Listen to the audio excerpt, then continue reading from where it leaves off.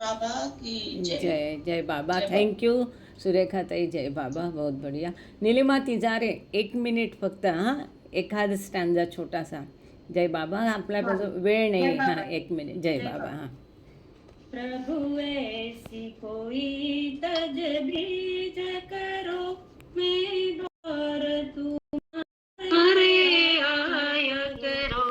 प्रभु ऐसी कोई तजवीज करो, मैं द्वार तुम्हारे आया करो।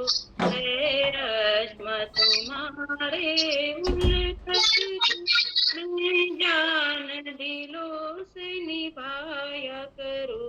प्रभु ऐसी कोई तजवीज करो, ऐसी तजवीज मिले मुझको, मैं हरदम जिससे गुमान करूं। ऐसी तजवीज मिले मुझको, मैं हरदम जिससे गुमान करूं। प्रभु पाव तुम्हारे वही फैले, प्रभु पाव तुम्हारे वही फैले, जिस ओर मैं शीश झुकाया करूं। प्रभु ऐसी कोई तजवीज करूं, मैं दौर तुम्हारे आया करूं। है रश्म तुम्हारे उल्फत का, मैं जान दिलों से निभाया करो। अवतार मेहर बाबा की जय।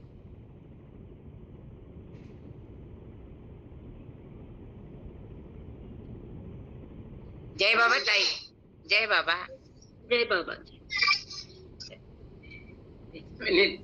हाँ, झालं ओपन माइक. जय बाबा. सभी के बहुत आभार. सुंदर गीतावली हो गई.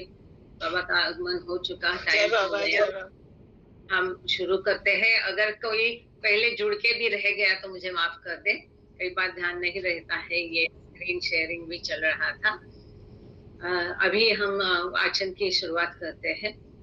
अवतार में बाबा की जय. अवतार मेहर बाबा की जय. अवतार मेहर बाबा की जय.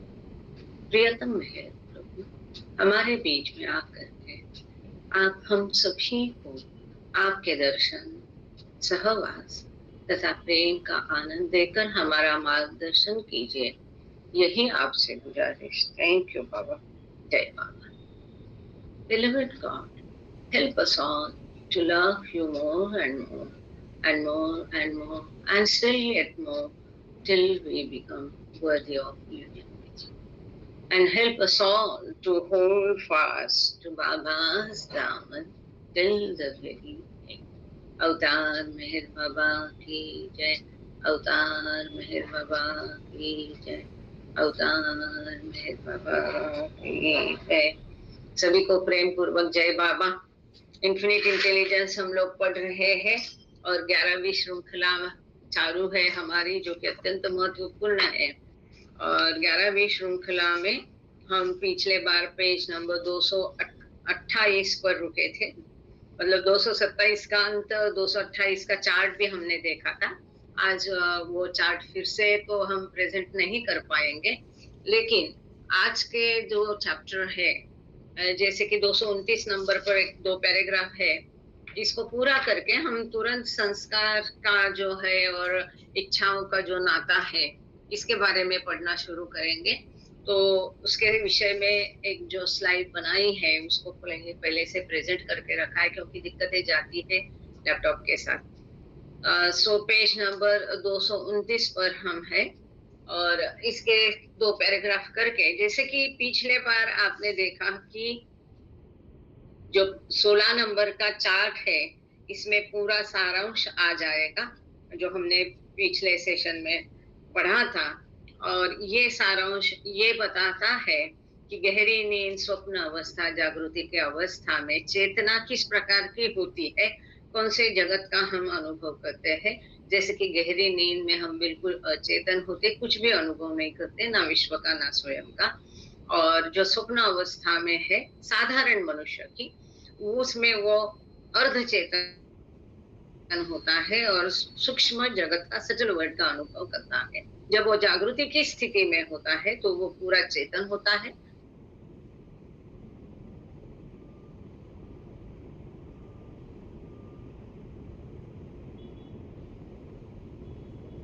करके उसकी शुरुआत हो रही है, तो वहां पर आध्यात्मिक पथ पर जो दैवी चेतना वो पाता है, उसमें जो भूमिकाओं में साधक है 1 से 4, तो इनकी चेतना सुपर कॉन्शियस पूरी नहीं, लेकिन सब सुपर कॉन्शियस, मतलब महाचैतन्य के पहली जिसको हम उच्च चेतना कह सकते हैं, उच्च चेतना होती है और वो स्थूल जगत का अनुभव नहीं करते परंतु सूक्ष्म जगत का अनुभव करते हैं। और इसके पश्चात जब ईश्वर साक्षात्कार मिलता है तब उसकी चेतना की सुपर कॉन्शियसनेस या परम चेतना जिसको हम कहते हैं, या जिसको हम मराठी में कहते थे अमर्याद दैवी चेतना होती है, और वहां पर वो विश्व का नहीं परंतु स्वयं का अनुभव करता है। तो ये हमने पिछले बार देखा था, आप लोगों को याद होगा। और आगे आज का पढ़ना शुरू करते हैं। प्रदीप जी, आपने पहले से ही हैंड रेज करके रखा है, गलती से हो गया कि आप कुछ कहना चाह रहे हैं? जय बाबा.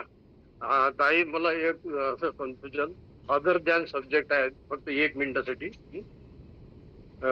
विचारा. इसको हम बाद में लेंगे चौधरी साहब, इसको हम बाद में करते हैं, है ना? अच्छा। पहले 6:30 के बाद हम सभी जितनी आपकी शंकाएं हैं, सवाल है, कुछ आप जताना चाहते हैं, कहना चाहते हैं ना, एक कागज पर लिख के रखना और 6:30 के बाद हम इसकी चर्चा जरूर करेंगे। तो आपका है आज मेहराबाद में उपस्थित है, तो जुड़ी भी है, तो मैं उम्मीद करती हूँ कि शायद वो हमारी पढ़ने में मदद करेगी। और खाली सुनने के लिए जुड़ी है कि पढ़ भी सकती है? मेहरा पढ़ सकती हूँ। अभी देखो, बस बीच में डिस्टरबेंस होता है तो बता देना कुछ यहाँ पे जी। कनेक्टिविटी। अभी मैं पढ़ सकता हूँ ना। और दूसरी बात है अक्का कि जब आप समाधि जाओगे ना 6:15 6:30 बजे, अगर जा रहे हैं तो वीडियो ऑन करके जाना। उस दिन जैसा दुबे साहब ने हमको दर्शन कराया तो हम लोग भी बैठे बैठे वो सारा देख सकते हैं। इफ यू डोंट माइंड, अगर आपको दुविधा ना हो, चाहे तो बैक कैमरा करके, तो आप आपका शुरू करें पढ़ना, पेज नंबर 200। नहीं, प्रदीप जी बोल रहे हैं कि वो भी पढ़ सकते हैं, बोल रहे हैं। नहीं, बाद में ले लेंगे उनका सवाल। आप अभी पढ़ना शुरू करिए। नाउ फ्रॉम द वेरी से लेके स्टेज तक का आप लीजिए। नहीं, बुक पढ़ता हूँ, बुक अगर बोल दीजिए, आपका शुरू करे। जय बाबा। जय बाबा। From finite to infinite false mind.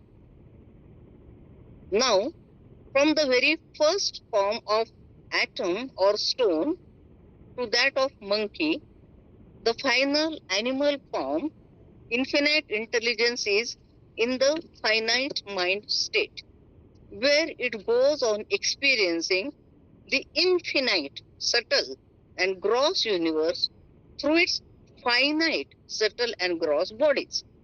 In other words, in these forms, the infinite intelligence is conscious of the universe finitely. When it reaches human form, however, it becomes conscious of the infinite, subtle and gross universe infinitely. For having now in the human form attained the infinite mind state, infinite intelligence takes infinite experience of the subtle and gross universe through its subtle and gross bodies. Thus, as human, it is in the infinite false mind state. Thank you. तो यहाँ पर एक ध्यान से हमको बात पर ध्यान देना पड़ेगा कि यहाँ पर उपमानव अनुभव कर रहा है, मानव अनुभव कर रहा है, ऐसा नहीं शब्द दिया है। तो अनंत बुद्धि का अनंत मन किस प्रकार अनुभव कर रहा है उपमानव योनि में और मानव योनि में, ये यहाँ पर बाबा इस शब्द में इसका वर्णन बाबा ने किया है। आपने गौर किया होगा कि पहला जो अनुरूप है पाषाण योनि है, वहां से पशु तक की योनि में अनंत बुद्धि ये स्वयं ही अनंत मन अवस्था में होती है। This is very very important. पहला ही जो सेंटेंस है, ये सभी रूपों में वही ईश्वर होता है, अनंत बुद्धि होती है जो अनंत मन की अवस्था में होती है, और ये अनंत मन की अवस्था में उन रूपों के शरीरों के द्वारा विश्व का अनुभव लेती रहती है। स्थूल और सूक्ष्म का हर जगह जिक्र किया हुआ है।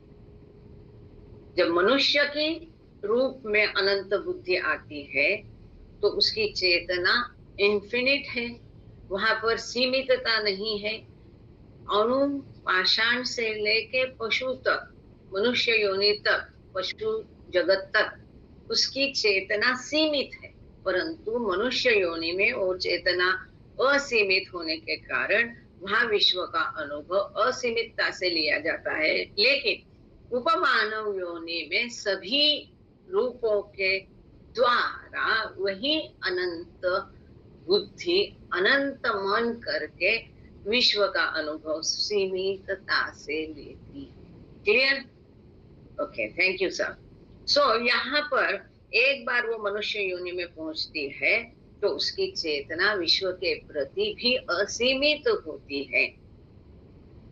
अब अनंत मन इसका है। जब तक ये उपमानव योनि में था तब उसका मन अनंत है, चेतना अनंत है, लेकिन उन रूपों के माध्यम के कारण वो मन भी सीमित मन था।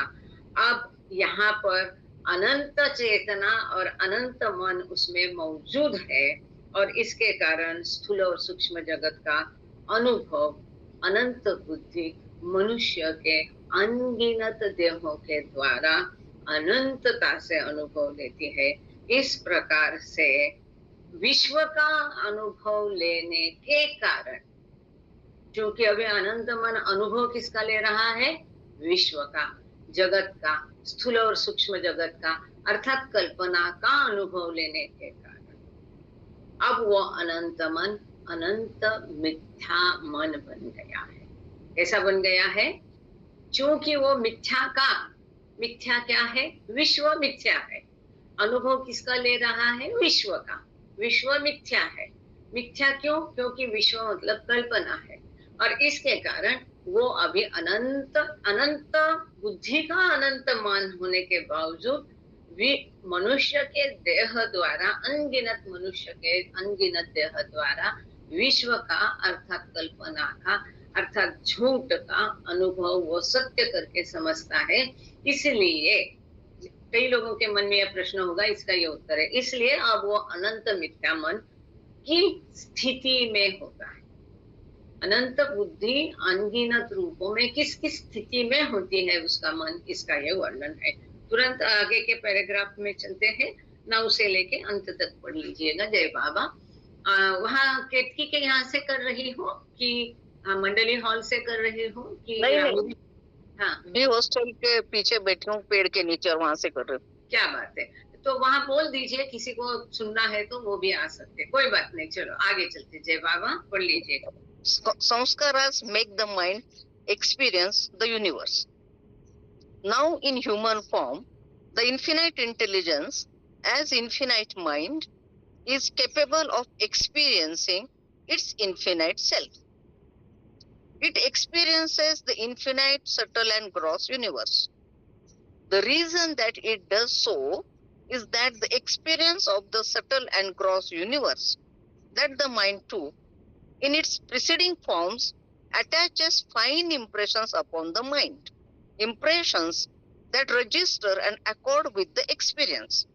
And these fine impressions make infinite intelligence realize the subtle and gross universe through the subtle and gross body in forms evolving and advancing in accordance, again, with the accumulation of impressions. These fine impressions, which are the limiting factor, are called samskaras. A more fully detailed explanation of samskaras follows. Okay, thank you. So यहाँ पर ये संस्कारा, ये हमारा limiting factor है। वास्तव में मनुष्य के रूप में अनंत बुद्धि की चेतना फिर एक बार अनंत हो गई। मन अनंत है। अब मनुष्य अपने आप को, अपने मूल स्वयं को, इट सेल्फ का आई कैपिटल अर्थात ईश्वर को अनुभव कर सकता है, ईश्वरानुभव कर सकता है, स्वानुभव कर सकता है, सेल्फ रियलाइजेशन कर सकता है। लेकिन फिर भी इसलिए यहाँ लिखा है बट इंस्टेड, तो स्वयं का अनुभव, ईश्वरानुभव करने के बदले वो क्या करता है, विश्व का अनुभव करता है, सटल और ग्रॉस यूनिवर्स, सूक्ष्म और स्थूल जगत का। इसका कारण दूसरा तीसरा कोई भी नहीं है, लेकिन इसने पहले अपने रूप में जो अनुभव विश्व के लिए, और ये अनुभव लेने के दौरान जो कोई इमीडिएटली प्रिसीडिंग, मानो अगर बंदर से वो मानव बना, मानव इसका मानव रूप में पहला रूप है, पिछला बंदर का है, तो बंदर के रूप में उसने जो कोई अनुभव लिए वो अभी बचे हैं, वो संस्कार उसको खत्म करने हैं। इसके लिए मानव रूप आता है, मानव रूप में वो संस्कार वो खर्च करने के दौरान नए संस्कार बना देता है। तो इसका लिमिटिंग वास्तव में स्वयं को अनुभव कर सकने की उसमें काबिलियत है, कैपेसिटी है। This is important. इसीलिए बाबा ने उसको वहां पर शब्द किया है, बट द ट्रेजेडी, ये शब्द है बाबा का उपयोग किया। But the tragedy is now instead of experiencing itself, it experiences the word. Yes. तो इस प्रकार से इसका कारण केवल और केवल उसके संस्कार ही है। जो अनुभव उसने किए उससे वो संस्कार उसके मन पर रजिस्टर होते हैं, वहां एकत्र करते हैं। ये संस्कार कहाँ से आते हैं? विश्व का अनुभव लेते समय जो कोई अच्छे बुरे अनुभव आए, सुख या दुख के प्रसंग आए, इससे संस्कार बनते हैं, वहां रजिस्ट्रेशन उसका होता है और वहां मन पर ये छापे जाते हैं, मन में ही एकत्रित किए जाते हैं। और ये संस्कार ही इस स्थूल देह को फिर इस विश्व का अनुभव लेने पर मजबूर करते हैं, और फिर एक बार वो अनुभव लेते हुए फिर नए संस्कार बनते हैं। फिर वो उसमें ये चक्र है, उसको मराठी में बोलते राडगाड़, उसमें वो फंस जाता है। इस प्रकार से ये संस्कार उसका लिमिटिंग फैक्टर है, उसको मर्यादित, अनंत है। मनुष्य में जो अनंत बुद्धि वो अनंत है, अनंत चैतन्य है, और फिर भी उसको सीमित तत्व आया, ये मर्यादा आई। किसके कारण ये मर्यादा आई? संस्कारों के कारण मर्यादा आई। इतने बड़े ईश्वर को बांध के रखा, कितनी ताकत है उन संस्कारों में, जस्ट इमेजिन। तो ईश्वर को मनुष्य के रूप में बांधने वाला और कोई नहीं। ये जंजीर, ये लिमिटिंग फैक्टर, ये मर्यादा देने वाले केवल और केवल संस्कार है। इसका और अधिक वर्णन आगे के पेजेस में किया गया है। हम अब पेज नंबर 230 की ओर चलते हैं। और जय बाबा रंजन दीदी और चौधरी जी, क्योंकि ये मेहराबाद में है तो मेहराबाद से पढ़ा जाए तो अच्छा है, वहां पर भी लोग सुनते हैं। 230 नंबर का पेज है, 230। इसको एक नया चैप्टर यहाँ शुरू होता है, और जो यहाँ दिया है इसको थोड़ा एक स्लाइड के माध्यम से यहाँ दिखाने की कोशिश की है। अब वो कोशिश कितनी कामयाब है, इसको पढ़ के, इसको देख के आप बता सकते हैं। Samskaras and the enjoyment of desire, इच्छाओं का उपभोग या इच्छाओं का आनंद लेना और संस्कार, ऐसा ये जो सब चैप्टर हमेशा रहता है उसका हेडिंग है samskaras and the enjoyment of desire. तो आपका से रिक्वेस्ट है द संस्कारास से लेके पहला पैराग्राफ पढ़ लीजिए, the gross body is made, फिर उसके बाद 10 से दूसरा करेंगे। ओके, जय बाबा। आपको वहाँ लू नहीं लग रही? आप तो बाबा का अगर बाहर ही बैठ के कर रहे हैं तो जहाँ बाबा का टेबल रखा है वहां पर बैठ के भी कर सकती थी, कोई बात नहीं। चलो आप अपने हिसाब से चलिए। जय बाबा। जय बाबा। एडिटोरियल ना अभी, samskaras and the enjoyment of desire. The sanskaras that the mind acquires during the natural process of evolution are natural sanskaras, whereas the sanskaras acquired through reincarnation in human form where the infinite mind is capable of realization, are unnatural samskaras. Samskaras give rise to experience, which in turn generates new impressions. These impressions define a new mold of the subtle body from which, in rebirth, the new gross body is made. Thus, the mind in reincarnation goes on experiencing the universe, and this prevents it from realizing self. It is possible, however, for याद क्योंकि ये महत्वपूर्ण भी है, मुझे भी ध्यान आना चाहिए। तो यहाँ कुछ भी नहीं ये दिया है कि नैसर्गिक संस्कार क्या है, अनैसर्गिक संस्कार क्या है। तो नैसर्गिक संस्कार वो है उत्क्रांति की श्रृंखला के मनुष्य के रूप तक के जो संस्कार है वो सभी नैसर्गिक संस्कार कहे जाते हैं।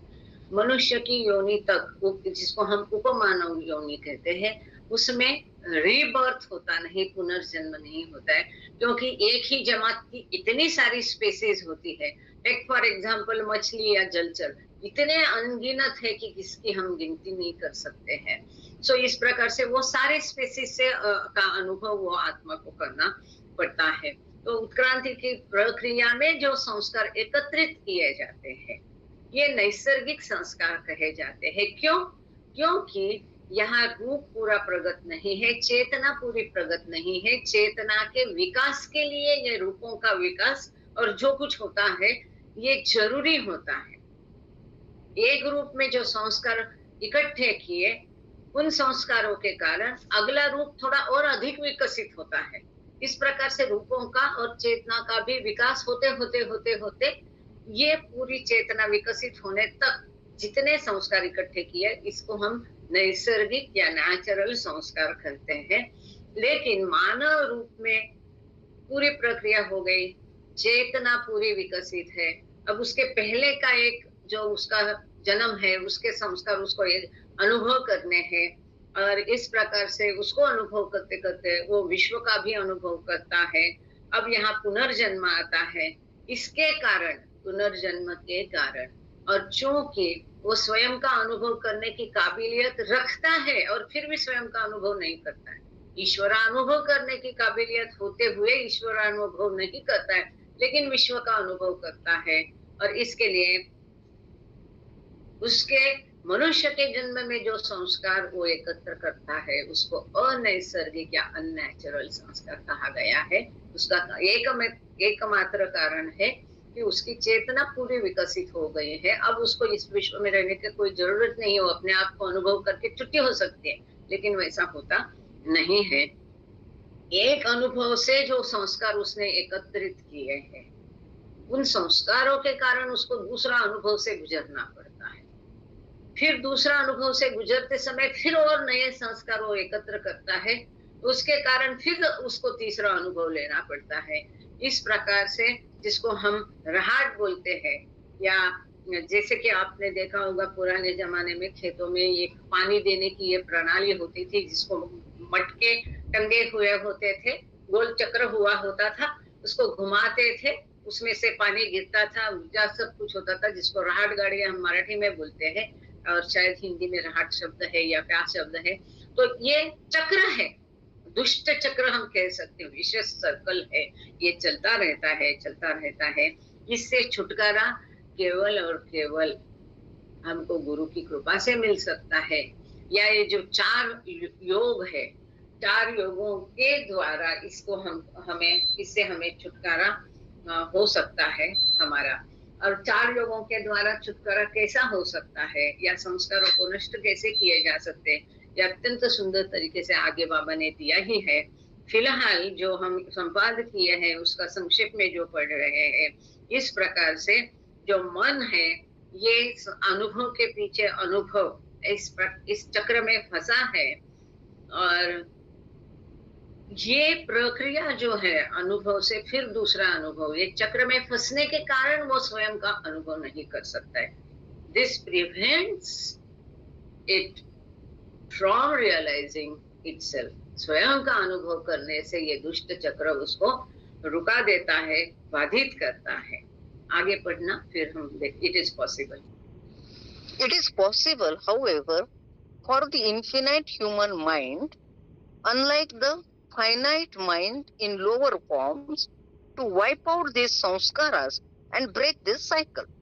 In fact, samskaras latent in the fine state become desire in the subtle world, and desire translates into action when samskaras manifest grossly.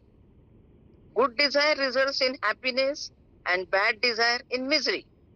The happiness and misery that accompanies the experiencing of old samskaras is what creates new samskaras. यहाँ तक पढ़ती हूँ ना? Perfect, thank you. So यहाँ पर ये अगर स्वयं का अनुभव करना है और ये भी चक्र से अगर छुटकारा पाना है, तो मन, मानवी मन ये अनंत है. ये अब उसके निचले के जो रूप है, उपमानव योनि में मन कैसा था? सीमित था. बुद्धि वहां कार्यरत नहीं थी. अब बुद्धि, भावना, विचार, मन सब कुछ है वो मनुष्य के पास. बाबा कहते हैं जैसे ईश्वर का अनंत शक्ति, अनंत ज्ञान, अनंत आनंद है, तो मनुष्य अगर ईश्वर का मिनिएचर है, तो ये शक्ति, आनंद और ज्ञान ये मनुष्य के पास भी है, परंतु सीमित मात्रा में है. लेकिन फिर भी उपमानव योनि में जो नहीं है वो बुद्धि उसके पास है, वो अनंत मन उसके पास है. उसका उपयोग करके वो मानव अपने ये संस्कारों को मिटा सकता है और ये चक्र जो है इसको खंडित कर सकता है. This is very important. सब लोग सुन रहे? केवल सद्गुरु आएगा, कृपा करेगा, इस भरोसे बैठा नहीं. आप खुद कुछ कोशिश करोगे तब. थैंक यू चौधरी सर और एंड ऑल अदर्स. ये तब बाबा बोलते हैं आप 1 कदम चलो तो मैं 10 कदम चलूंगा. कई लोगों को आदत है बाबा चाहेंगे तो, बाबा करेंगे तो. अरे तुम पहले चाहत रखो, तड़प रखो, तो बाबा सब कुछ मुराद पूरी कर देंगे. चाहे वो भजन जाने हो, सेशन जाने हो, अटेंड करना हो, चाहे मेरा बात जाने हो. सो इस प्रकार से ये संस्कार हम खुद अपने मिटा सकते हैं, क्योंकि हम मतलब कौन है? ईश्वर है. वो जिद चाहिए. इसको कैसे मिटाना है ये डिस्कोर्सेस में हमने पढ़ा है. विपरीत संस्कार, विरुद्ध कर्म. तब हमारे पूरे पल्ले नहीं पड़ा था कि एग्जैक्टली समझ में नहीं आया था. अंधेरे में ढूंढ रहे थे ये विपरीत कर्म क्या होता है, हम कैसा जानेंगे, पहला कर्म क्या है, उसके विपरीत अब क्या करना है. ऐसे कई सवाल मन में थे, इसका सबका उत्तर इसमें आया है. तो हम स्वयं ये काबिलियत रखते हैं कि हमारे संस्कार हम मिटा के ये चक्र को तोड़े. वास्तव में ये संस्कार क्या है? ये सुप्त अवस्था में है. संस्कार as latent in the fine state. ये संस्कार मनोवस्था में, सुप्त अवस्था में पड़े हैं. बाबा कहते कुल संस्कार के 80-85% संस्कार समुद्र के तल में जैसा बैठ जाता है, इस प्रकार से इनएक्टिव या सुप्त रहते हैं नीचे, और इनमें से कुछ स्वप्न अवस्था में ऊपर आते हैं. तब जाके हम सूक्ष्म शरीर से सूक्ष्म जगत का अनुभव करते हैं. तो ये जो लैटेंट है इसको मिटाना ये हमारे हाथ में है, और इसको कैसे मिटाना है ये हम आगे देखने वाले हैं इसी लेक्चर में. अब वो रहस्य भेद अभी नहीं करेंगे. सो ये जो सुप्त संस्कार मनोवस्था में पड़े हैं, यही संस्कार इच्छा बनते हैं. ये संस्कार कहाँ से आए? पहले अनुभव के इम्प्रेशन है, ये छाप है. संस्कार बने. अब सारे परिपक्व नहीं हुए, लेकिन ये सुप्त अवस्था में, मनोअवस्था में जो संस्कार था, ये जब मन में आता है, बुद्धि में प्रवेश करके उसका विचार बनता है, उसका डिजायर बनती है, इच्छा बनती है. ये पिछले संस्कारों का पहला, दिस इज वेरी इंपॉर्टेंट. अभी ध्यान दीजिए, आगे लेक्चर में अपने आप और भी भेद खुल जाएगा. संस्कार पहला कैसे नष्ट होता है? उस संस्कार विचार में आके उसकी इच्छा बनती है, तब वो संस्कार खत्म होता है. क्योंकि इच्छा इसका प्रगटीकरण है। जो सुप्त था संस्कार मन में, वो इच्छा के रूप में प्रकट होता है। So this is very important sentence. Sanskaras latent in the fine state becomes desire. ये मनोवस्था के सुप्त संस्कार इच्छा बनते हैं, और यही इच्छा हम क्या करते हैं, इसके ऊपर अमल करते हैं, इसके ऊपर कार्य करते हैं, और इस प्रकार से वो मनोसंस्कार को हम स्थूल संस्कार का स्वरूप देते हैं।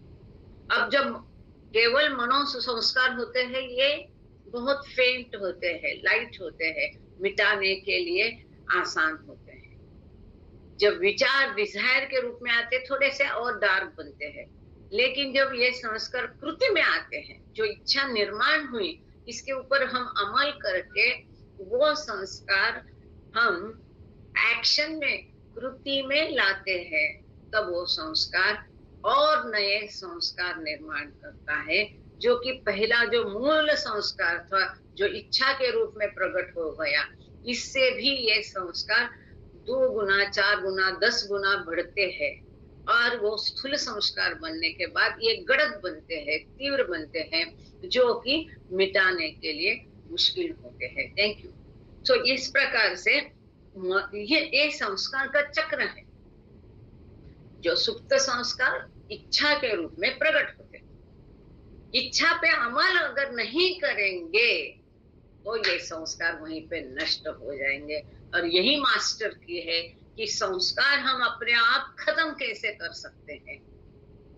तो ये संस्कार प्रकट कैसे होते हैं? इच्छा के द्वारा प्रकट होते हैं। तो इच्छा जो मन में आई, उसके ऊपर कार्य मत करो। जैसे हम हमेशा से पहले बार से हमारा गॉड स्पीक से चलते आया हुआ उदाहरण कौन सा है? गुलाब जामुन का। अगर मन में इच्छा मेरे निर्माण हुई कि गुलाब जामुन मुझे खाना है, लेकिन उस इच्छा को मैंने नजरअंदाज किया और मैंने गुलाब जामुन खाया नहीं, तो वो संस्कार वहीं पर खत्म हो जाता है जो पहला था। लेकिन इच्छा मन में आई, उसकी पूर्ति करने के लिए मैंने अगर कोशिश की, जाकर के घर में गुलाब जामुन बनाया या मार्केट से मैं खरीद के लाया और मैंने खाया, तो कितने संस्कार होते हैं? चल के मार्केट में जाना, उस गुलाब जामुन को खरीदना, उस पैसे को वो व्यापारी को देना, अच्छा बुरा का उसके साथ बहस करना, ताजा बासा का जांच करना, फिर वहां से हमको दुख होता है कि अरे इतना पैसा लगाया, और फिर वहां से हम इतना खरीदने के बदले इतना कम भी लाएंगे तो हम फिर भी असंतुष्ट है। फिर वो गुलाब जामुन हम घर में लाएंगे और कोई साथ में होगा, उसको देना पड़ेगा और मन दुखी होगा। फिर हम वो गुलाब जामुन खाएंगे, खाने की भी प्रक्रिया है, उससे फिर संस्कार बढ़ जाते हैं। और इतना ही नहीं तो खाके संतुष्टि होती है, उससे भी संस्कार बढ़ जाते हैं। या तो संतुष्टि होगी या असंतुष्ट हो गए। आत्मा पेट भरा लेकिन मन भरा नहीं, ऐसी जाहिरात आती है आजकल, एडवर्टाइज आती है, लेकिन मन पहले भरना चाहिए। पेट भरे ना भरे, मन पहले भरना चाहिए। तो हमारा मन भरता नहीं, हमें और गुलाब जामुन खाने की, अगली बार ऐसा गुलाब जामुन लाऊंगी, अगली बार लंबा वाला लाऊंगी, अगली बार काला वाला लाऊंगी, गोल वाला लाऊंगी, मतलब ये इच्छा और द्विगुणित होती। इस प्रकार से जो पहला संस्कार से और अधिक संस्कारों का ढेर हम हमारे माथे पर जमा करते हैं। इससे तो अच्छा नहीं है। और खाके क्या होगा? पल भर में वो संतोष खत्म हो जाता है। तो जब इच्छा निर्माण हुई मन में खाने की, तभी उसको खाओ मत। तो जो पहला संस्कार था वो इच्छा के रूप में खत्म हो जाता है। इसी को, इस चक्र को, इस आप अगर स्क्रीन पर देखेंगे तो ये चक्र जो है, यही ये जो प्रेजेंटेशन है, इस चक्र को ही दर्शाता है। यहाँ पर देखो, ये माथा दिखाया है क्योंकि मन दिखा सकते नहीं, तो यहाँ पर ऐसा दिखाया है कि मन में सारे संस्कार लैटेंट है।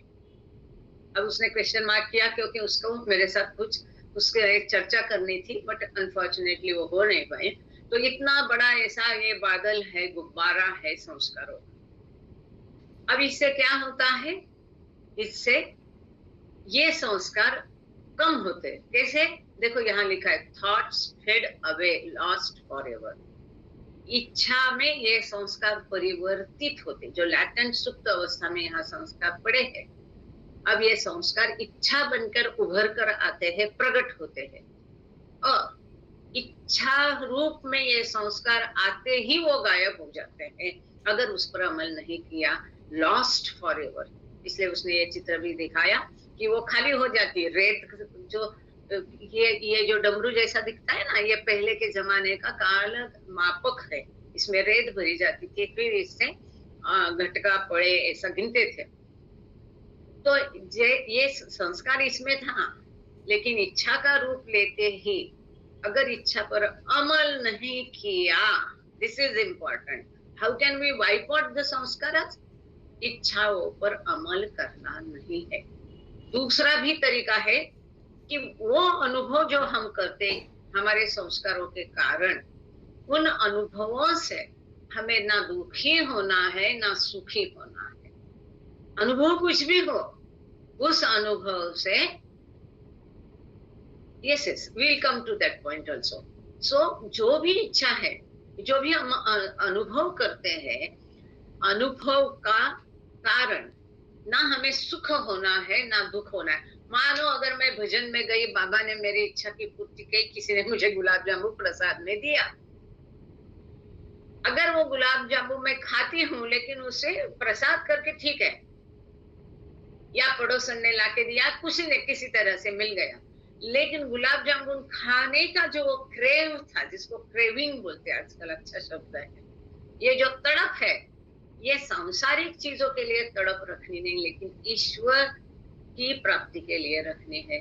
संस्कारों को नष्ट करने की तड़प होनी चाहिए कि किसी भी हालत में मुझे मेरे मैक्सिमम संस्कार खत्म करना है, नए संस्कार मुझे और बनने देने नहीं है, मुझे वो नए संस्कार बनने का चक्र रोक के, वो राड गाड़े को चक्र को रुका के रखना है धीरज से।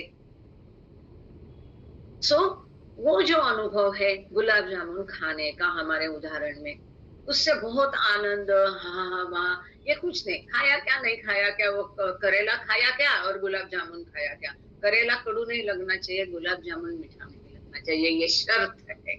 इसका अर्थ क्या है कि कोई भी अनुभव हमें संसार में मिलता है तो उस अनुभव से ना सुखी होना है ना दुखी होना है। उस अनुभव से जो हमें सुख दुख मिलता है वो बाधित उससे होना नहीं है।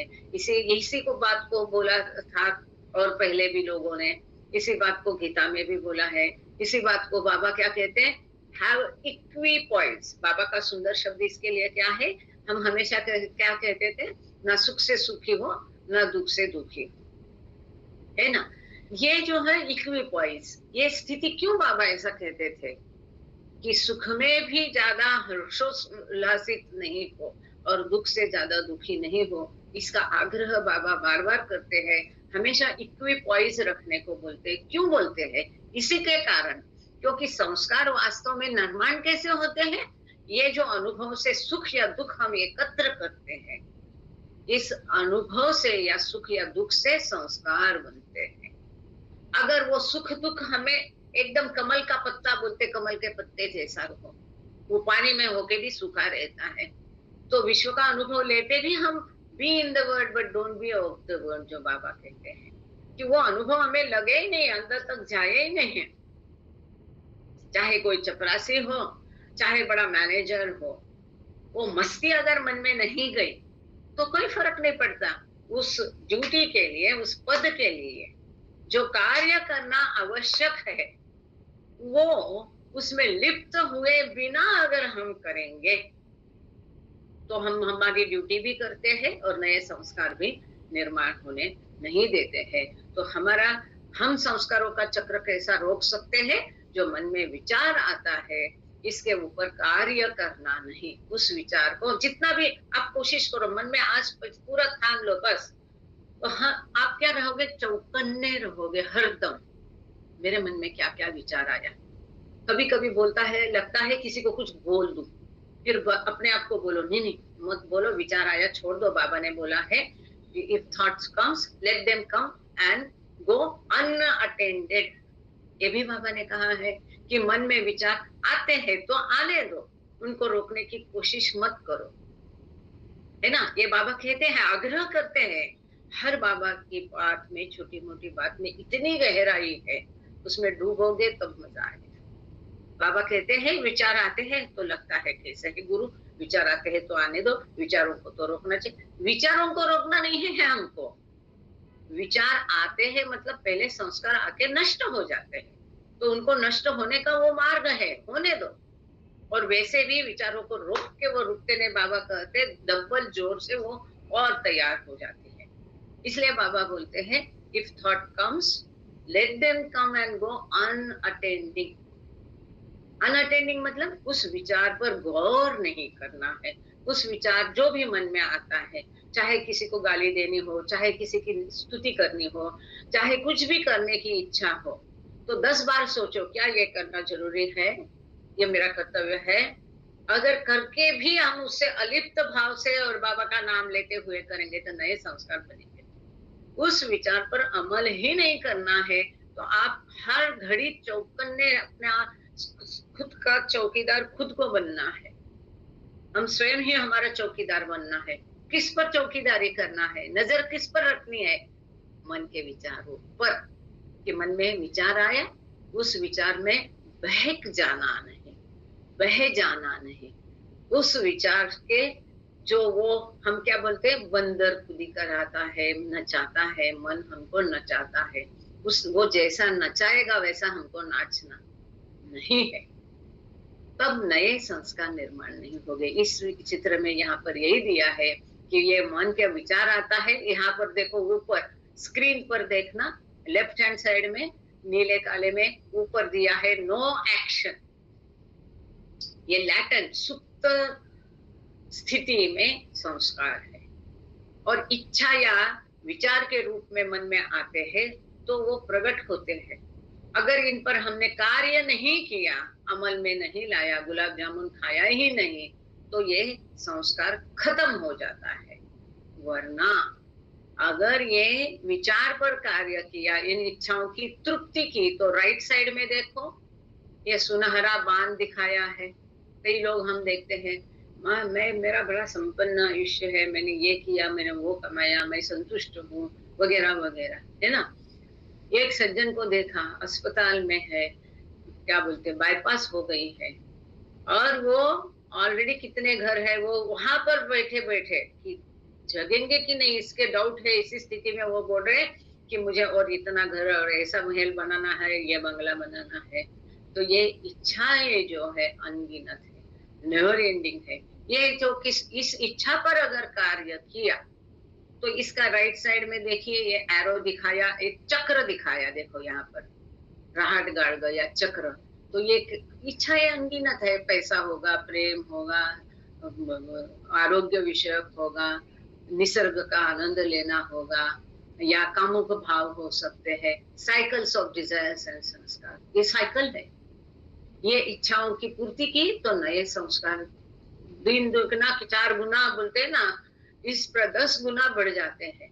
और फिर क्या होता है, दबे पाव, यहाँ पर देखो, यहाँ तो एरो है, झूम करके तुरंत जाता है ऊपर। इच्छाओं की पूर्ति की तो तुरंत झूम करके दुगनी स्पीड से नए संस्कार बन जाते हैं, और दबे पाव उनके संस्कारों की, इस इच्छाओं की पूर्ति क्या करती है, दबे पाव से संस्कार बन जाते हैं। अब ये पद चिन्ह जैसा ये देखो, दूसरी नीचे की लाइन, ये दबे पाव आ गए, फिर संस्कार पहले जो संस्कार थे उससे कई गुना, और एकदम डार्क डार्क डार्क पीले पीले ब्रिक्स जैसा दिख रहा है, ये दबे पाव आ गए, संस्कार बन गए हैं। सो जो बाबा कहते हैं कि let thoughts come and go unattended, उसके ऊपर हमको कार्य नहीं करना है। आने क्यों दूं, क्योंकि ये रास्ता है पहले पुराने संस्कारों को नष्ट होने का। ये चक्र जो है, इसलिए desires must therefore be killed, इच्छाओं का नाश करना पड़ेगा। इसीलिए बाबा क्या करते हैं, desire for desirelessness, well depicted, lovely image. Thank you Ahimsa, I will convey to Mani. So Baba क्या कहते, डिजायर फॉर डिजायरलेसनेस. कितना सुंदर बाबा ने बोला. क्या कहते बाबा, इच्छा विरहित होने के अलावा और किसी इच्छा की इच्छा नहीं करो. अगर इच्छा करनी है, कामना करनी है, बाबा कहते हैं मोक्ष मुक्ति की भी इच्छा मत करो. वो भी इच्छा है, हायर इच्छा है. हायर इच्छा से, अच्छे कर्म से अच्छे संस्कार बनते हैं, पर वो भी एक बेड़ी है, बंधन है. बुरे कर्म से बुरे संस्कार बनते हैं, वो भी बेड़ी है.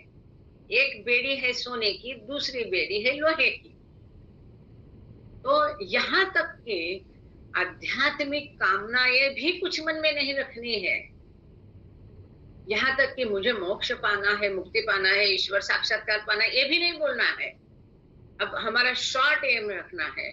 शॉर्ट एम क्या, नए संस्कार बनने नहीं देने हैं, बनने से रोकना है, पुराने संस्कार कम करना है, नष्ट करना है.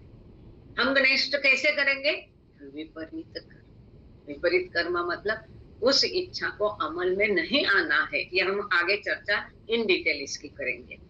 इच्छा पर अमल नहीं करना, ये महत्वपूर्ण है. और इच्छा ही नहीं करना, कि बाबा बोलते इच्छा विरहित होने की इच्छा करो. अगर इच्छा ही करनी है तो ये इच्छा करनी है, मेक मी डिजायरलेसनेस, कि मुझे निरीक्ष बनाओ. अगर बाबा से मांगना है तो मांगो कि बाबा मुझे निरीक्ष बनाओ. कुछ भी मन में प्यास मेरे मन में रहेगी नहीं, कोई भी इच्छा रहेगी नहीं मन में. इस प्रकार से मैं ये करूं. सो desires must therefore be killed since this leads to the annihilation of संस्कार. क्योंकि इच्छा तो आती है, उसको हम रोक नहीं. बाबा नहीं बोलते कि कंट्रोल, इच्छा को मन में आने नहीं दो, ऐसा नहीं बोलते. लेट देम कम, बाबा कहते, क्योंकि यही वो सुप्त संस्कार का नाश है. आने के बाद उस इच्छा को मारना है, उसके ताल पर हमको नाचना नहीं है, उस इच्छा के अनुरूप कार्य करना नहीं है. आई थिंक यू हैड यहाँ तक पढ़े थे क्या आपने आपका? जी जी जी. अच्छा, आपका एक कुछ सवाल था. 1 मिनट, आपका क्या सवाल था? हाँ, वही समझ गई. वो भी अच्छी बेड़ी तैयार होती है, आपने बोला है. अच्छी डिजायर है तो उससे भी बेड़ी बनेगी अच्छी, ऐसा बोला है. हाँ. Subtle impressions are faint, whereas gross impressions are strong. When desires are not acted upon, no new gross sanskaras are created. Though the happiness or misery experienced begets new subtle sanskaras, but if the mind neither enjoys nor suffers, no new sanskaras arise. Sanskaras are both the cause and content of all experience. Many sanskaras come into play in just a single action. बहुत महत्वपूर्ण है कि हमें उस पर अमल नहीं करना है. अगर अमल करते भी है तो उन अनुभव से सुख या दुख किसी भावना को पनपने नहीं देना है.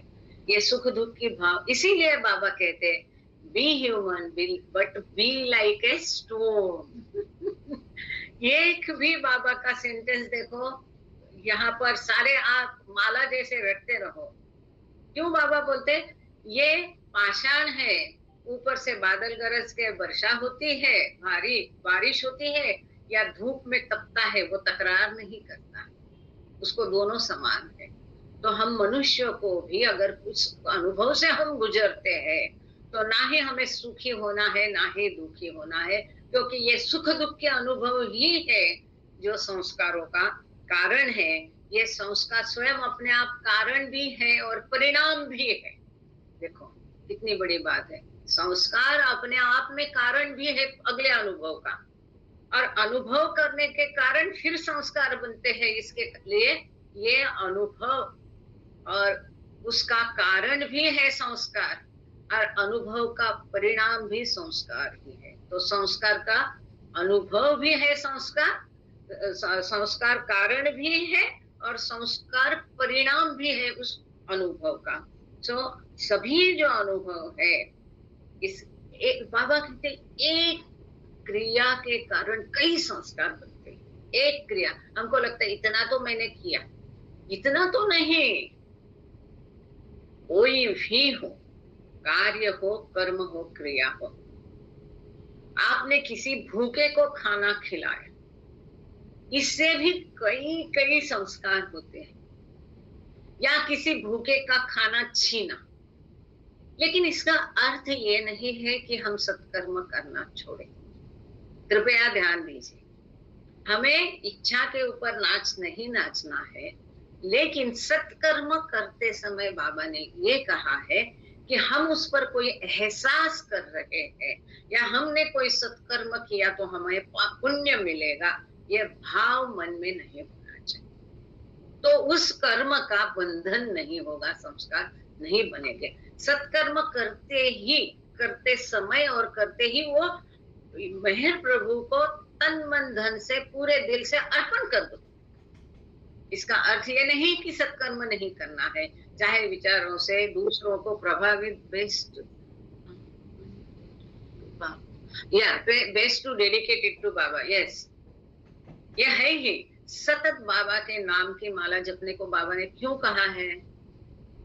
बाबा कहते सांस के साथ नाम चलना चाहिए, ताकि जैसे कि आपको तो पता है, हमने तो आदि काका के मुख से स्वयं सुना है। आप जब उसमें थी तब उन्होंने तो वो विचार के बारे में चल रही थी आपकी चर्चा में, तो छोटी थी लेकिन मैंने सुनी है।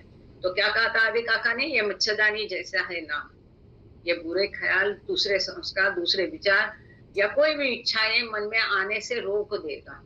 है वो संस्कार दुबले हो जाएंगे। ये नाम का महात्म्य है ही।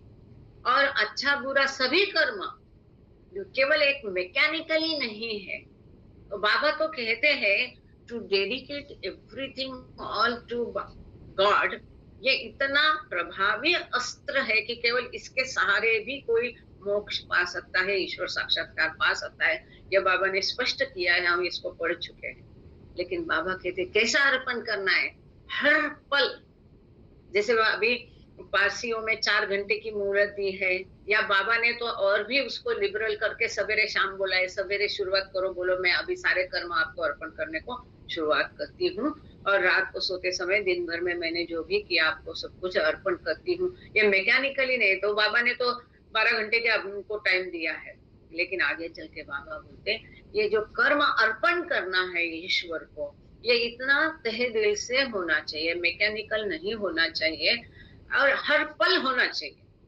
जो कि बाबा स्वयं कहते हैं कि मुश्किल है, हर पल उसको डेडिकेट करते रहना, देते रहना, अर्पण करते रहना थोड़ा मुश्किल होता है। और उसको देना है तो फिर कैसा भी करने के लिए आजाद नहीं, ये भी ध्यान रखना है। साथ में मैं ये भी जोड़ती हूँ कि जो आपको पसंद नहीं है वो मैं ना करूं, इसके लिए आप मेरी सहायता करो। मैं तो असमर्थ हूँ, कोशिश में पूरी करूंगी 100%, 200%। ये भी हमको करना है। फिर इसके साथ ये भी कहते हैं कि आपने जो दिन भर में मदद की उसके लिए आभार। कई लोग बोलते हैं आभार क्यों बोलना है, क्यों हमको दुरावा होता है? नहीं, मेरे प्रार्थना है, मुझे लगता है, मेरे दिल से लगता है, मैं करती हूँ। बाबा ने कहा whatever it comes from the deep within heart, that is the perfect पूजा। आपने दिन भर में मेरी सहायता की उसके लिए आभार, और मैंने जो कुछ गलतियां जाने अनजाने उसको याद करना है, यहाँ में गलत हुई है, मुझे दोहराना नहीं है ईमानदारी से, तो उसके लिए मुझे माफ कर दो, ये भी बोलना है हमको। तो इस प्रकार से ये संस्कार जो है, विचार आते हैं आने दो, उसके ऊपर अमल मत करो। ये संस्कार ही कारण है और संस्कार ही परिणाम भी है अनुभवों का। एक क्रिया हर दम ध्यान रखना, एक वाक्य, एक वचन, एक बोलना। वैसे तो देखने से, सांस लेने से, खाने से, बोलने से भी संस्कार निर्माण होते रहते हैं, बट जैसे कि अभी यहाँ दिया है, जो सूक्ष्म संस्कार है वो गलत नहीं होते हैं, निपटाने में आसान होते हैं। जो स्थूल संस्कार होते हैं वो निपटाने में मुश्किल होती है। तो स्थूल संस्कार बनना मतलब कृति करना, वो नहीं होने देना है। आगे चलते हैं। ये तो एडिटोरियल था। ये जो थैंक्स अहिंसा, ये जो स्लाइड है बेंगलोर की बाबा प्रेमी है मणि करके, इसके बेटी के कारण उसकी पहचान हुई समाधि पर कई साल पहले। और इसको कल मैंने फोन करके खाली बोल दिया, समझाया, एक्सप्लेन किया और सेंटेंस दिया और उसको बनाओ बोला, तुमको जैसा बनाना है। बाद में 2 बार उसने फोन किया पर मैं अटेंड नहीं कर पाई। तो ये मणि ने बनाया है, बहुत बढ़िया बनाती है। तो काफी दिन बीच में उसको कुछ नहीं दिया था और कैसा बाबा का कार्य होता है। वो बोल रही थी कि 2-3 दिन से मेरे मन में आया कि आंटी ने बहुत दिन से कुछ काम नहीं दिया और उसने मुझे फोन नहीं किया कि मैं बिजी रहती हूँ, क्यों डिस्टर्ब करना है वगैरह। लेकिन बराबर मुझे भी याद आया और मुझे लगा कि इसको बोलेंगे ये बना दो तुम करके, थोड़ा ये मुश्किल है बनाना। और वो ग्राफिक्स वगैरह के माध्यम से बढ़िया बनाती, बहुत बिजी है, उसका भी घर संस्कार, बच्चे, काम है, घर है, सब कुछ है, लेकिन बाबा के लिए टाइम निकालती है। उनका बेंगलोर सेंटर में बाबा के ऊपर कुछ ना कुछ साल में 2-3 उसका नाटक बनाती है। कोई भी बोलती है आंटी एक अच्छी कहानी बनाओ, मुझे नाटक बनाना है। और फिर कुछ बाबा के जीवन पर आधारित प्रसंग पर बच्चों को लेके कहानी नाट्य का बनाती है, जो ये मणि का बनाया है। आगे चलते हैं, आपका पेज नंबर 230 पर अब हम हैं और आखिरी पैराग्राफ पढ़ लीजिएगा, फिर उसको चर्चा करेंगे। जय बाबा। Natural sanskaras acquired during evolution. There are 2 fundamental types of sanskaras, natural and unnatural.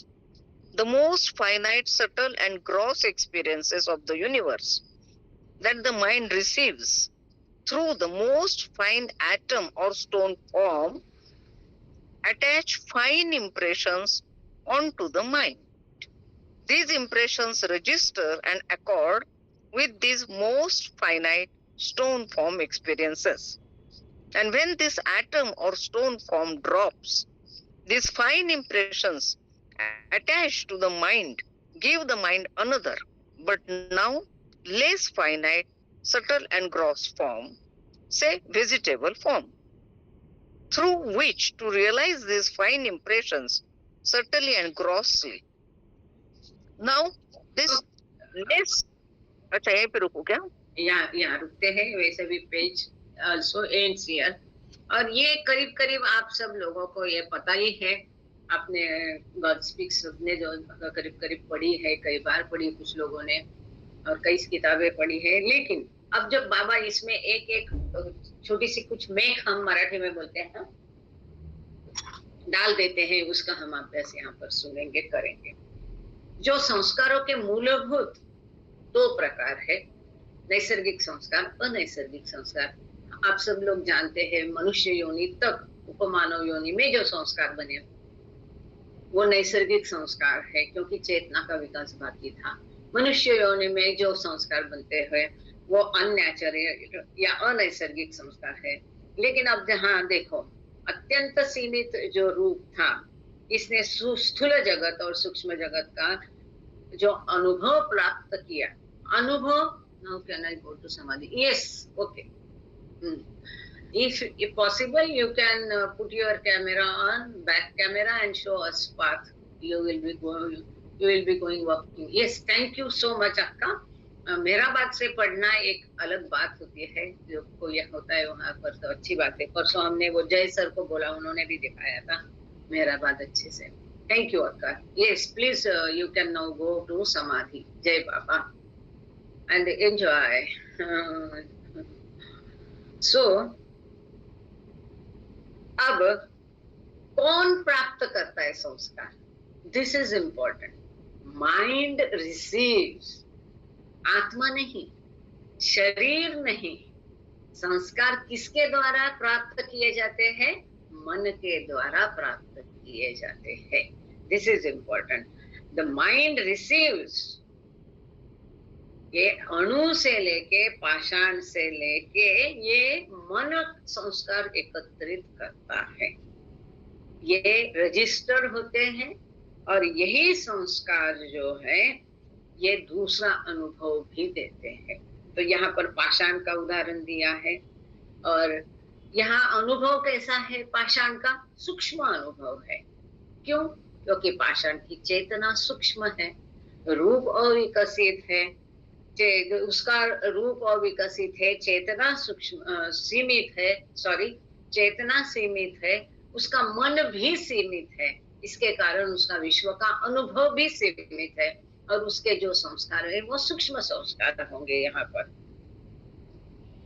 जब अणु और पाषाण रूप से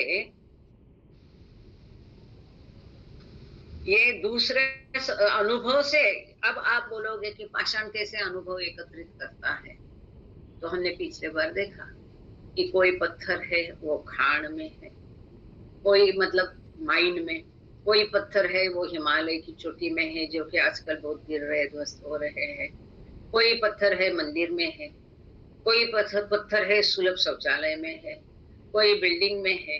तो इस प्रकार से जो पत्थर जहाँ है वहां के अनुभव उतना ही उसका एरिया है, उतना ही उसका विश्व है, उतना ही उसके अनुभव सीमित। कहने की बात क्या है कि पत्थर चलकर कहीं जाता नहीं, वो इमोबाइल है, हलचल नहीं कर सकता है, लेकिन उसका भी मन है, वो मन सीमित है, उसकी भी चेतना है जो सीमित है, इसलिए उसका विश्व का अनुभव भी सीमित है, लेकिन वो भी उसको संस्कार देते हैं।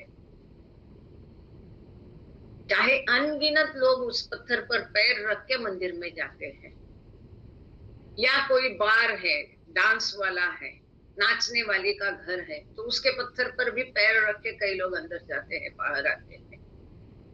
ये संस्कार वो पत्थर एकत्रित करता है, और ये संस्कार उसको दूसरा रूप आगे का दे देते हैं, स्थूल और सूक्ष्म रूप देते हैं। मान लो कि बाबा ने यहाँ बीच में काम निकाल दिया है, समझने के लिए केवल ठोक ठोक बाबा ने लिए है, जहां पर मन पहली बार पिक्चर में आता है, वो वनस्पति रूप। तो वनस्पति संस्कार एकत्र हो गए, उसके आगे का रूप हमेशा प्रगत रूप ही होता है। जैसे कि हमने पहले देखा कि ये जो उत्क्रांति की श्रृंखला है ये हमेशा प्रगतिशील है, पीछे कभी नहीं आती है, आगे चली जाती है, और इस प्रकार से उसको वो अनुभव देती है। Fine impression subtly through which to realise the fine impression subtly on grass. ये जो संस्कार है उनको स्थूल और सूक्ष्म तरीके से अनुभव करने के लिए आगे का रूप उसको वनस्पति का रूप मिलता है। अब हम लोग है पेज नंबर 231 231। लेकिन अब इसको यहाँ पर हम क्या पढ़ने वाले हैं कि वनस्पति रूप में किस प्रकार संस्कार एकत्र होते हैं, और कौन से रूप में कौन सा संस्कार खर्च होता है, इसके पश्चात पशु रूप कैसा मिलता है, वहां क्या होता है, मनुष्य रूप में क्या होता है, ये सब हम इसमें पढ़ने जा रहे हैं। तो ये हमारा परिचित टॉपिक है, फटाफट हो जाएगा। लेकिन उसके पहले सेशन की शुरू में, क्योंकि 6:30 बज गए हैं, 6:30 को हम क्वेश्चन आंसर कुछ है, देखो ये टॉपिक अत्यंत महत्वपूर्ण है। कुछ भी सवाल आपके मन में हो, ये मत सोचो कि ये टेढ़ा है, मैं कैसा पूछूं इसका, कुछ नहीं है। ये चांस है, आपके मन में जो भी सवाल है या आपको जो भी शेयर करना है, आपने जो भी समझा है, आप उसको कृपा करके बोलो। कई बार हमने देखा है कि इससे दूसरे लोगों के मन के सवालों का भी उत्तर मिलता है। तो चौधरी जी कुछ पूछना चाह रहे थे, तो हमने उनको रोका था, क्योंकि जब तक आपका है तब तक जितना पॉसिबल है अधिकतम, और सेशन की शुरू में हम सवाल जवाब लेते नहीं। तो आपका सवाल पूछिए चौधरी साहब। जय बाबा ताई। ताई एकच साधा विचारायचं होतं। मैं 2 दिन कल और आज समाधि पर गया हूँ। समाधि पर हर दिन जो मत्था टेका, हर बार जो प्रसाद मिला 10-15 चॉकलेट जमा होते। मैं प्रसाद के बारे में बहुत सीरियस रहता हूँ, वो कई 30 साल से।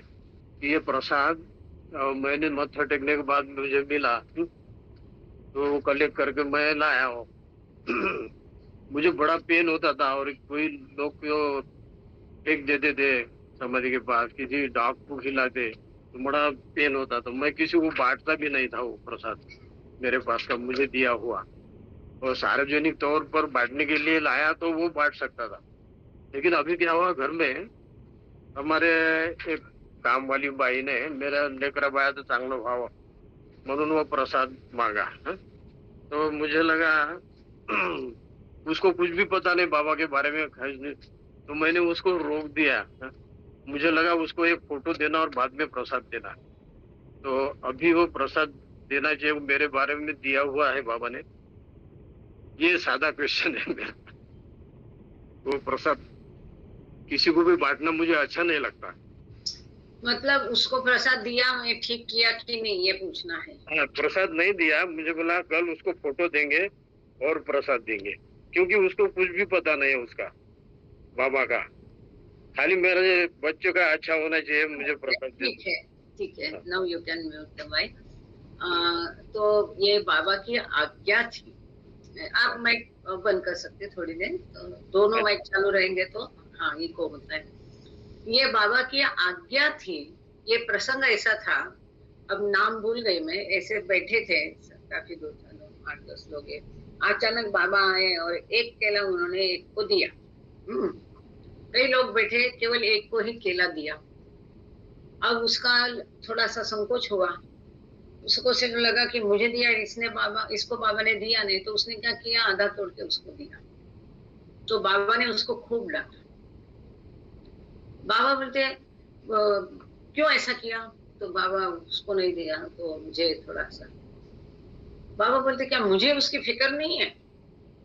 तुम्हें क्या मुझसे ज्यादा जानने वाले, उसकी फिक्र करने वाले? जब तुमको प्रसाद दिया तो तुमको वो प्रसाद पूरा खाना चाहिए था। हमको बचपन से यही सिखाया गया है। हम जब भी समाधि जाते हैं तो खास करके हमारे पास 10 दिन के इतने भी टॉफी जमा हो तो भी निकलते समय हम हाथ फिर जोड़ते हैं और उनको बोलते हैं घर के लिए अलग सा देना।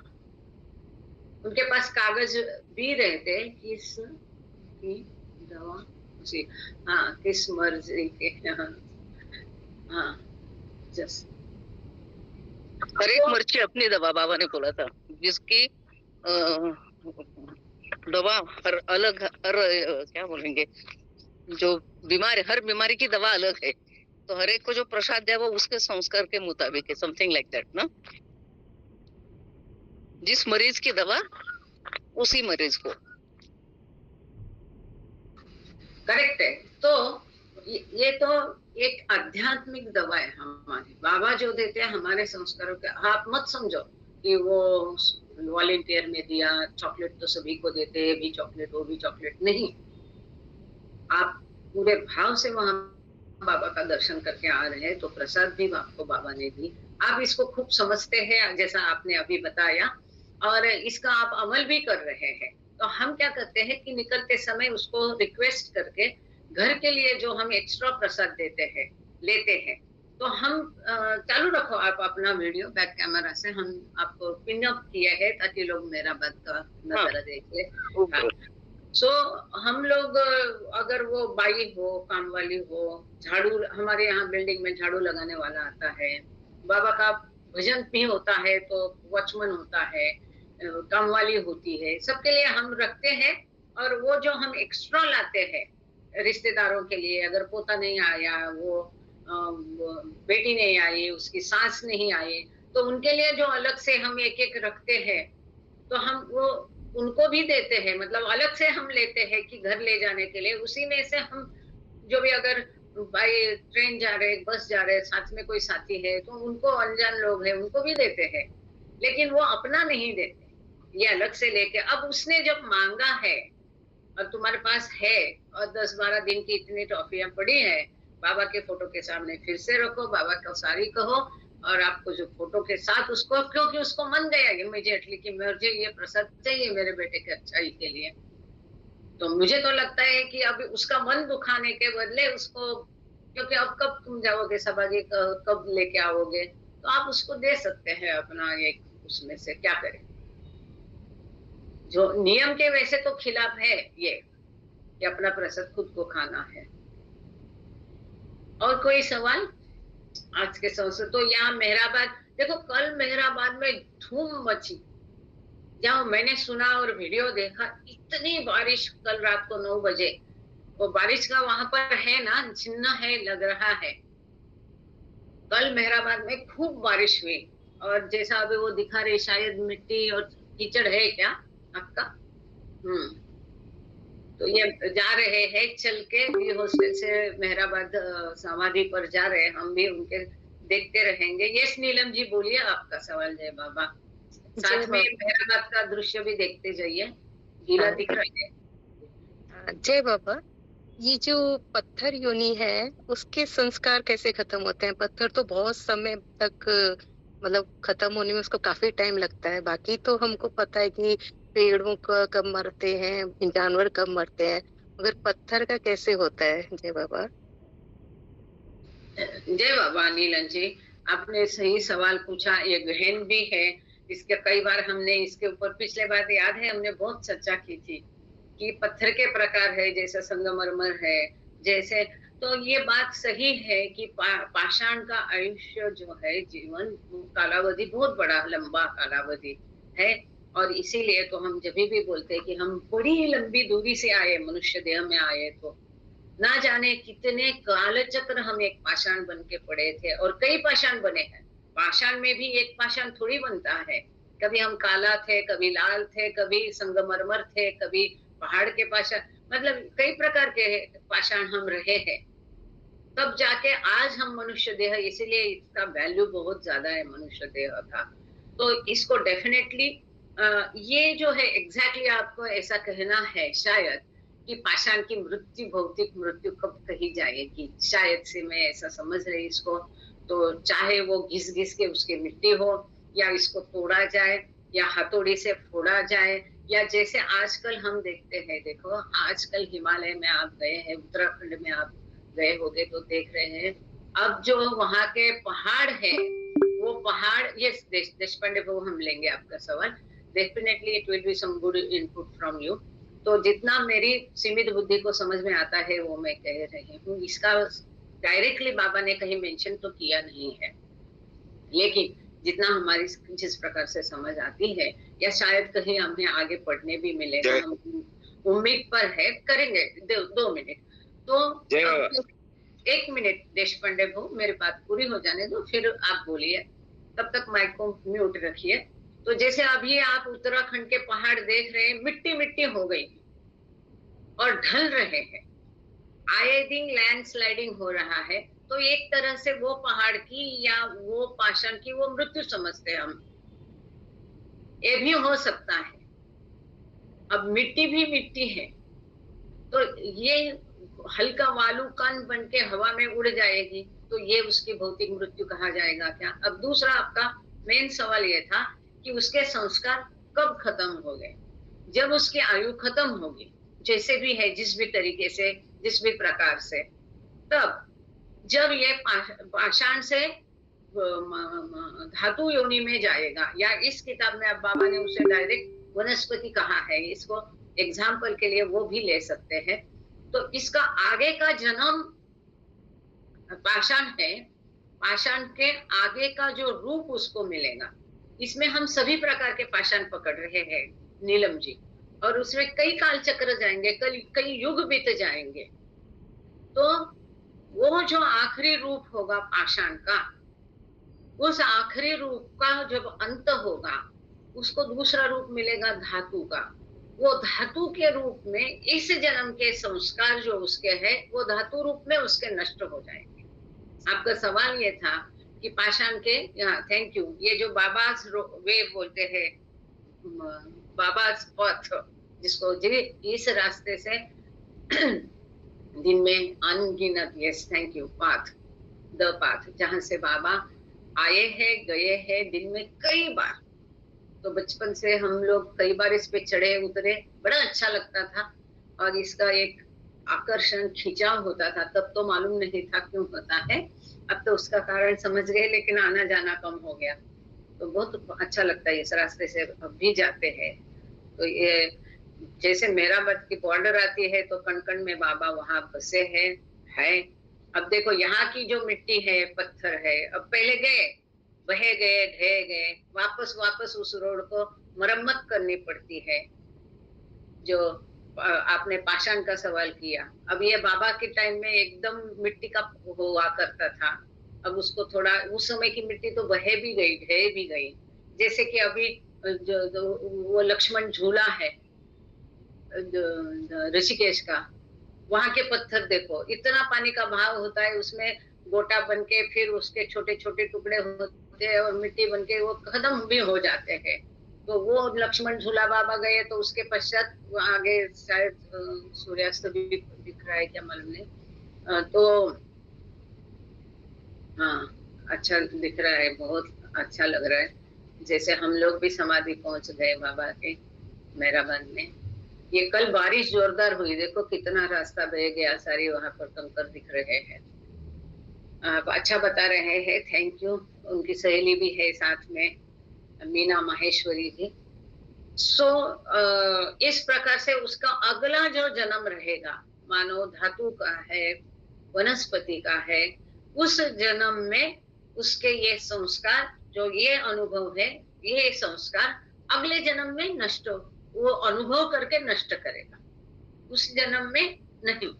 उसके हमने ये अभ्यास किया कि इमीडिएटली आगे भी आएगा, जो अगला रूप है। मानो अगर मैं आज ह्यूमन बीइंग मेरा पहला रूप है और इसके पहले अगर मैं बंदर होगी, तो वो बंदर के संस्कार अभी मैं खत्म करूंगी। आगे के रूप में इसके पहले का प्रीसीडिंग फॉर्म का संस्कार खत्म होता है। नीलम जी, थोड़ा देशपांडे भाव का भी सुन लीजिए। जय बाबा देशपांडे भाव, और फिर आप अगर कुछ बचता है तो बताइए। जय बाबा। जय बाबा। बोलू? हाँ, जो पत्थर या जो धातु होते हैं ना, उसका हाफ लाइफ रहता। अगर 1 ग्राम अगर कोई धातु या है तो उसका जो हाफ लाइफ है वो 1 ग्राम का आधे ग्राम होने तक के, अगर समझो 2 बरस लगते हैं तो आधे ग्राम से पाव ग्राम बनने तक के फिर से 2 बरस लगेंगे, उसको हाफ लाइफ कहते हैं। वैसा वो डिसइंटीग्रेशन हर एक भौतिक वस्तु का होता। जय बाबा।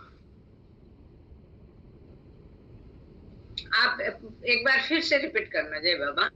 हाँ, होता क्या है कि धातु बोलो या पत्थर बोलो, उसका एक हाफ लाइफ होता। अगर 1 ग्राम धातु है या 1 ग्राम पत्थर है तो उसका आधा ग्राम होने में जो टाइम लगता उसको हाफ लाइफ बोलते। उसको समझे कि 5 साल लग गए, आधा ग्राम होने में उसको 5 साल लग गए, तो आधे से पाव ग्राम होने के लिए भी उसको 5 से 2 ही साल लगेंगे, तो उसको हाफ लाइफ पीरियड बोलते। वैसा वो हर एक चीज का डिसइंटीग्रेशन होता। Okay, so thank you Deshpande भाऊ। नीलम जी, आपके सवाल का जवाब, कुछ समाधान मिला क्या? एग्जैक्ट उत्तर तो बहुत मुश्किल है क्योंकि ये सवाल मेरे भी मन में कई दिनों से है। नहीं, ये साइंटिफिक फैक्ट है, ये साइंटिफिक फैक्ट है। आपका ये सब लोग समाधि पर गए हैं, अगर आप वहां पर आप कुछ कहना चाहते हो? आपका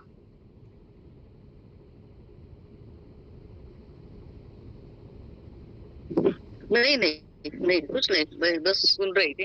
okay, so you can enjoy there. If you are going to show, तो तुम्हारा मोबाइल में ना 3 डॉट आएगा, वहां जाके तुम म्यूट कॉल कर सकती हो, तो हमारी आवाज वहां पर डिस्टर्ब नहीं करेगी किसी को।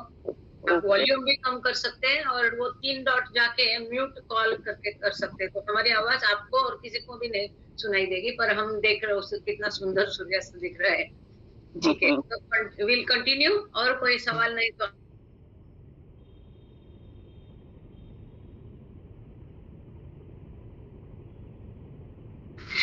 जैसे ताई जय बाबा, जैसे मेरे मन में 2 दिन से बहुत बेचैनी है कि जो इतनी आंधी और ये सब आया है, तो मेरा मायका बुंदेलखंड में है, तो मेरे मायके के पास एक गांव है, वहां पर इतने सारे पैरेट खत्म हुए हजारों की तादाद में कि उनको देख के बड़ा मन विचलित और बहुत दुखी हो गया। ये क्या है? मैं बाबा से ये सवाल करती हूँ, बाबा ये क्या है? ये तो पंछी हैं, जंगल में रहते हैं और इतनी ज्यादा संख्या में इनकी मृत्यु हुई है। जय बाबा ताई। ठीक है, जय बाबा संतोषी जी। देखो, केवल पंछी का बात नहीं, आजकल अगर पूरे विश्व में हम आप देखेंगे तो बहुत कुछ चल रहा है। और ये जो बाबा ने फाइनल डिक्लेरेशन दिया था, ये बाबा ने स्वयं कहा था 3/4 है ना, विश्व डूब जाएगा, 1/3 ही रह जाएगा, पूरा 2/3 ऑफ द यूनिवर्स में। तो वो धीरे धीरे होगा जो कहा। आजकल पेड़ भी देखो, कितनी पेड़ की कटाई हो रही है, जो पंछी मर गए, तो ये भी अगर किसी की उसमें साजिश नहीं है तो ये भी दैवी विधान ही है। वैसा मेरा भाई हमेशा कहता था, वो मर गया तो उसको आगे का जन्म मिल गया, उसकी प्रगति हो गई है, ये भी एक हो सकता है उसका। और मतलब नेचर प्रेमी करके हम उस पर दुख जरूर जताते हैं। कितने सारे पहाड़ आज अभी 3, 4, 5 साल से देखो, चाहे वो देवभूमि उत्तराखंड हो, हिमालय हो, कितने पहाड़ ध्वस्त हो गए। अपनी दृष्टि से भी देखे, पहाड़ नामशेष हो गए हैं। ये तो चलता ही रहेगा, ये जीवन चक्र है, निसर्ग नियम भी है। ये सुनीता दीदी कुछ कहना चाह रहे हैं। जय बाबा। नीलम गोयल जी का हैंड रेस है, बोलिए।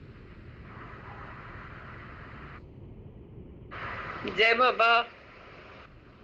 जय बाबा। अच्छा,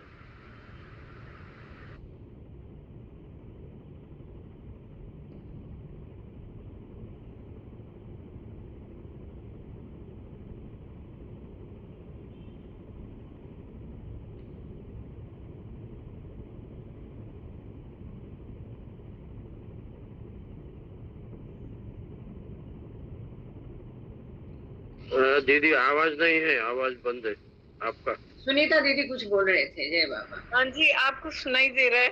सुनाई दे रहा है? मेरी आवाज सुनाई दे रही है?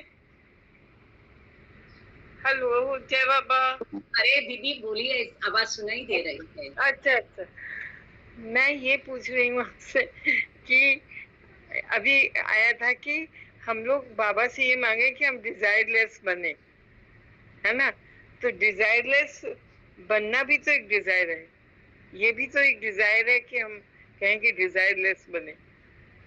That should be the only desire. अगर इच्छा, बाबा ये कहते हैं कि वो भी बोलने की जरूरत नहीं, अगर कुछ मांगना है तो ये मांगो। बाबा ये कहते हैं कि अगर इच्छा रखनी है तो एकमात्र इच्छा ये रखो कि इच्छा विरहित में कैसे हो। बाकी सारी इच्छाओं का नाश हो जाएगा तो ये इच्छा भी मर जाएगी। यस, नीलम गोयल जी, और उसके बाद मेहर प्रसाद निंजे। जय बाबा। जैसे कि आपने अभी उनका पैरेट के बारे में बताया, उससे ही रिलेटेड है कि बाबा ने, जब मैं भी इन चीजों से काफी परेशान होती थी, मगर जब बाबा की हमने ये लिटरेचर में सब पढ़ा कि ये सब होना ही है, सब बाबा ने स्वयं कहा है कि ये सब होगा, बहुत अभी आने वाले समय में ज्यादा होगा। प्रलय आएगी, 1/4 धरती बचेगी, सब 3/4 नष्ट हो जाएगी। तो आपको इन सब बातों के बारे में कुछ सोचना ही नहीं है। केवल बाबा ने कहा है कि मेरे बारे में सोचो, मुझे याद करो और कुछ मत सोचो। बाबा कर रहे हैं सारे कार्य, ये जो जिनका जीवन जा रहा है, जिनका आ रहा है, ये सब बाबा के कंट्रोल में है। तो आप इन चीजों को बिल्कुल मत सोचिए, केवल बाबा की तरफ ध्यान रखिए और यही सोचिए कि बाबा की इच्छा यही थी, इसलिए ये हुआ। जय बाबा।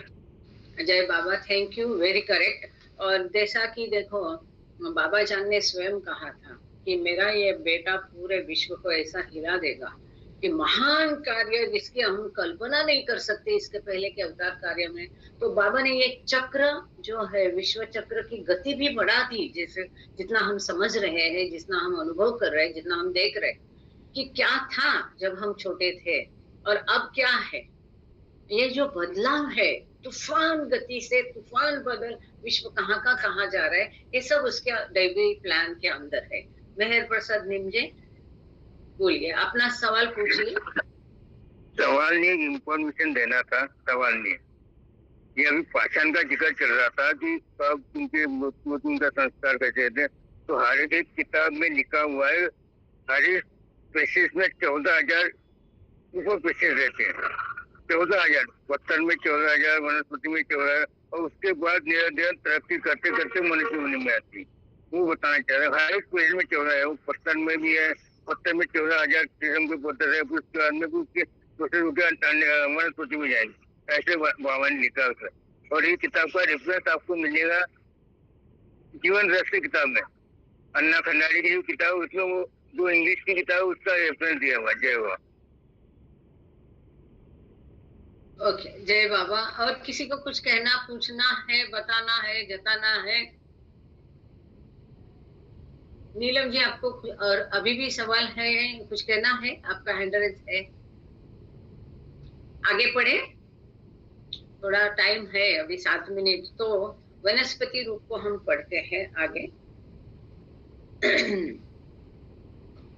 स्पेसीज कोई कभी गारंटी से नहीं बोल सकता किसी भी जीव की इतनी स्पेसीज है। पॉइंट नंबर 1 में प्रसन्न, वो 14,000 ही नहीं हो सकती, वो घट भी सकती है, बढ़ भी सकती है। इसका उत्तर भी बाबा ने दिया है।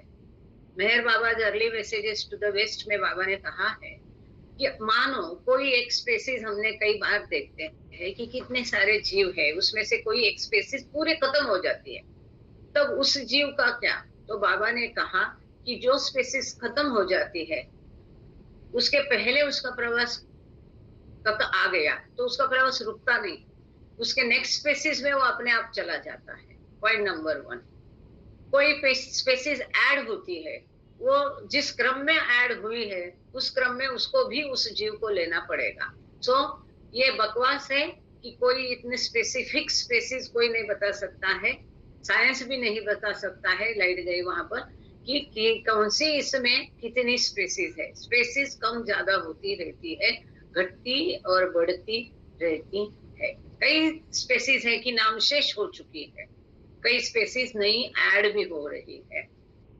तो आगे चलते हैं, page number 231। Now this less finite subtle and gross body of the vegetable form that the mind receives is, अब यहाँ महत्वपूर्ण बात देखो, माइंड रिसीव्स।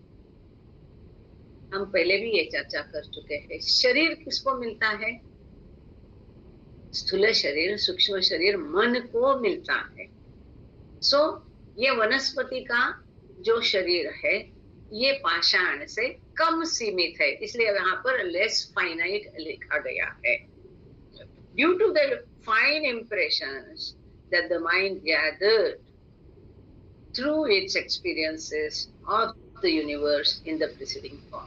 मन ने अपने पहले रूप में जो संस्कार एकत्रित किए थे, नीलम जी आपके सवाल का जवाब, प्रीसीडिंग फॉर्म, उसके पहले के रूप में, पाषाण रूप में उसने जो संस्कार एकत्रित किए थे इस किताब के अनुसार। हाँ, कोई भी हो, ये जो आपका सवाल था कि पाषाण के संस्कार कब खत्म हो गए, उसके संस्कार बहुत कम है।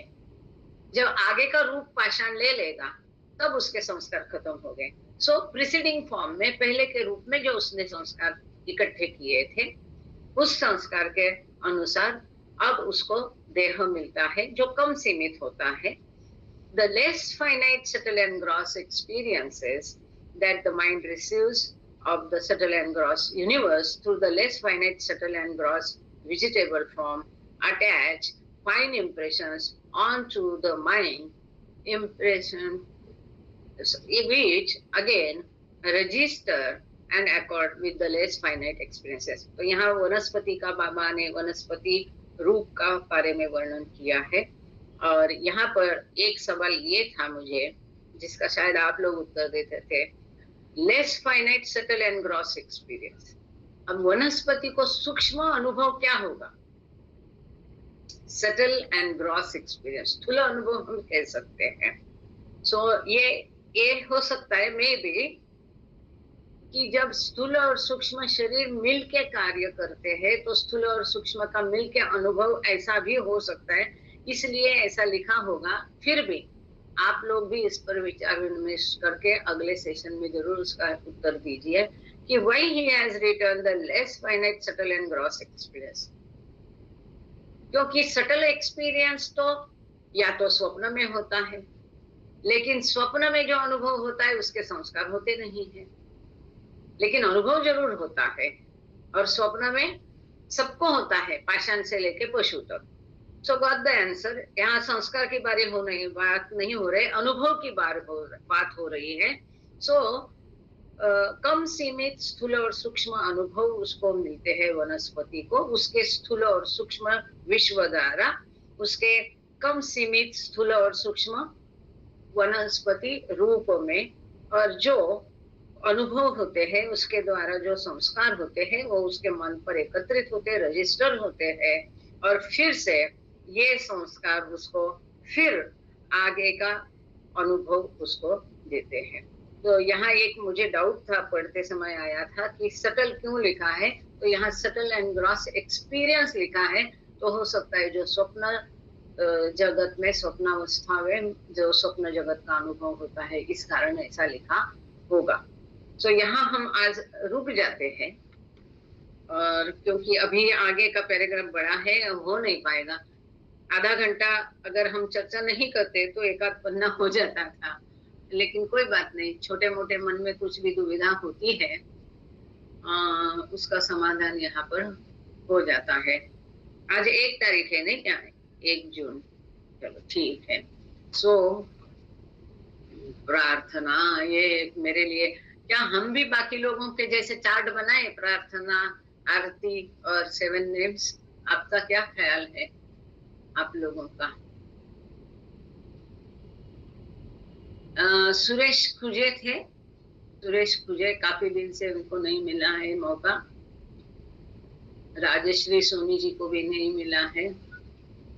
Who have not answered my questions? Okay, what is your question? Coal is stated to be metal and is formed after burning the wood. Then how is that in involution there is reversal of form from plant to metal? आप क्या कहना चाहते हैं? आप थोड़ा सा खुद बोल के बोलिए, क्योंकि मेरा ध्यान घड़ी की तरफ भी है। और ठीक है, नेक्स्ट टाइम दे देंगे उसका जवाब। आप, मैं डिटेल में पूछूंगा आपको, उसके बाद देना फिर, चलेगा? ओके। सुरेश खुजे जी, जय बाबा, आप उपस्थित है तो प्रेयर करेंगे क्या? जय बाबा। सुनीता दीदी, आप प्रेयर करिए। जय बाबा। सुरेश खुजे है तो आप शुरू करो ना भाई, हम कब से 1 मिनट गया इसमें, वेस्ट हो गया। बोल रहे हैं सुरेश? अरे हाँ, माइक ओपन करो, वीडियो ओपन करो, पता चलने दो आप है। शुरू करो। खुजे भाऊ, जय बाबा, शुरू करा। समय हो गया, शुरू करिए। जय बाबा। अवतार मेहर बाबा की जय। हे परवदिगार, सबके रखनहार और सबकी रक्षा करने वाले, तुम्हारा कोई आदि नहीं है और न तुम्हारा कोई अंत है। तुम सदैव रहते हो, तुम तुलना से परे हो और तुम्हारा पार कोई नहीं पा सकता है। तुम्हारा कोई रंग और रूप नहीं है। तुम आविर्भाव से रहित हो, तुम गुणातीत हो, तुम अपार हो और अगाध हो, कल्पना और धारणा से परे हो, शाश्वत और अनश्वर हो। तुम अखंड हो और दिव्य नेत्रों के सिवाय और किसी भी प्रकार से तुम्हें कोई नहीं देख सकता है। तुम्हारा अस्तित्व सदैव था, तुम सदैव रहते हो और तुम सदैव रहोगे। तुम सर्वत्र हो, तुम हर वस्तु में हो और हर वस्तु जगह से परे तथा हर वस्तु से परे भी हो। तुम आकाश में हो और पाताल में हो, तुम व्यक्त और अव्यक्त हो। तुम सब लोगों पर हो और समस्त लोगों से परे हो। तुम तीनों भुवनों में हो और तीनों भुवनों से परे भी हो। तुम अगोचर हो और स्वतंत्र हो। तुम सृष्टि के रचने वाले हो, स्वामियों के स्वामी हो और समस्त मनों और हृदयों के दाता हो। तुम सर्वशक्तिमान हो और सर्वव्यापी हो। तुम अनंत ज्ञान हो और अनंत शक्ति हो और अनंत आनंद हो। तुम ज्ञान के महासागर हो, सर्वज्ञ हो, अनंत ज्ञान रखने वाले हो। तुम भूत, वर्तमान और भविष्य के दाता हो और तुम स्वयं ज्ञान हो। तुम पूर्ण दयामय हो और सतत परहितकारी हो। तुम आत्माओं की आत्मा हो और अनंत गुणों से संपन्न एक परमात्मा हो। तुम सत्य, ज्ञान और परमानंद की विमूर्ति हो। तुम सत्य के मूल हो, प्रेम के महासागर हो। तुम सनातन सत्ता हो, ऊंचों में सबसे ऊंचे हो। तुम प्रभु और परमेश्वर हो। तुम परब्रह्म हो और परात्पर परब्रह्म भी हो। तुम परब्रह्म परमात्मा हो, अल्लाह हो, इलाही हो, एजदान हो, अब्र मजद हो और प्रियतम ईश्वर हो। तुम्हारा नाम इज्जत अर्थात एक में पूजनीय है। पश्चाताप प्रार्थना। हे असीम दया के निधि प्रभुराज, हम अपने सब पापों के लिए पश्चाताप करते हैं। हर एक विचार के लिए जो असत्य, अनुचित या गंदा था, हर एक बोले हुए शब्द के लिए जिसे बोलना हमें उचित न था, और हर एक कर्म के लिए जिसे करना हमें उचित न था। स्वार्थ से प्रेरित हर एक कर्म, शब्द और विचार के लिए तथा द्वेष प्रेरित हर एक कर्म, शब्द और विचार के लिए हम पश्चाताप करते हैं। विशेषकर हर एक काम, विचार तथा क्रिया के लिए, ऐसे हर एक वचन के लिए जिसको हमने सब असत्य